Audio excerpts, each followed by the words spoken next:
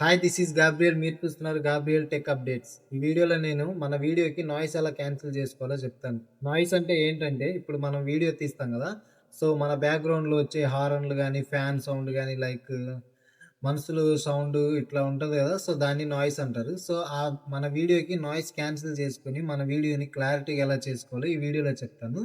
So video end వరకు చూడండి. మీరు ఫస్ట్ మొబైల్లోకి వెళ్ళి మీరు VPN అయితే కనెక్ట్ చేసుకోవాల్సి వస్తుంది.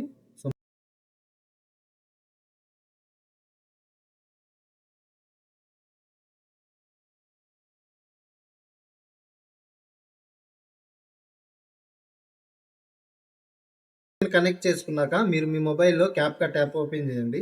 క్యాప్కట్ యాప్ ఓపెన్ చేశాక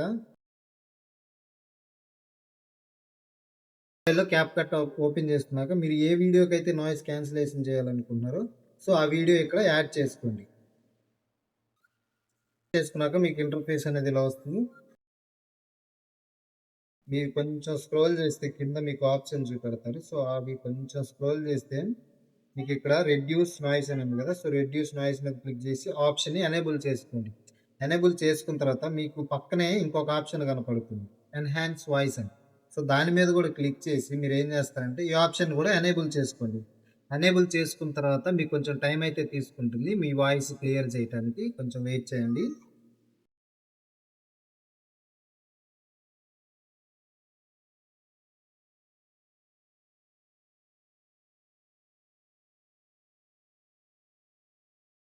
సో ఈ ఆప్షన్ మీరు 100% పెట్టుకోండి. అప్పుడు 100% పెట్టుకుంటేనే మీ బ్యాక్గ్రౌండ్ నాయిస్ అనేది మొత్తం రిమూవ్ అయిపోతుంది. సో దీన్ని 100% పెట్టుకోండి.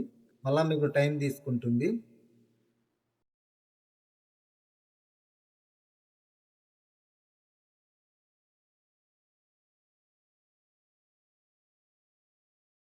సో అంతే, 100% అయిపోయాక మీరు టిక్ మార్క్ చేస్తే మీరు ఇక్కడ చూడొచ్చు మీ ఆడియో ఫస్ట్ ఎలా ఉంది, సో సెకండ్ ఎలా ఉందో మీరు చెక్ చేసుకోవచ్చు. మీకు ఇక్కడ ప్లే చేస్తాను. మన నార్మల్ వీడియో మనం ఎడిట్ చేసిన వీడియోని మీకు స్క్రీన్ మీద ప్లే చేస్తాను, ఒకసారి చూడండి.